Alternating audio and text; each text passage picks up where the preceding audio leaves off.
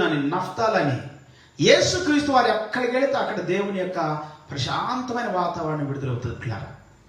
వెలుగు నీలోనికి వస్తుంది, మంచి నీలోనికి వస్తుంది, మర్యాద నీలోనికి వస్తుంది, గౌరవ నీలోనికి వస్తుంది, క్రమశిక్షణ నీలోనికి వస్తుంది, లెక్కలేనితనం పోయిద్ది, తిరుగుబాటు స్వభావం పోయిద్ది, విర్రవీగే దుష్టత్వం పోస్తుంది, గర్వం పోయిద్ది, అహంకారం పోయిద్ది, నిష్ఠూర్పులు, సణుగుళ్ళు, గొనుగుళ్ళు, లోకానుసారమైన దుష్ట సంబంధమైన చీకటి శక్తి, ఆశలు, కోరికలు, ఇష్టాలు అన్నీ పోతాయి. అవన్నీ చీకటి సంబంధమైనవి, చీకటి చర్యలు, చీకటి కార్యాలు.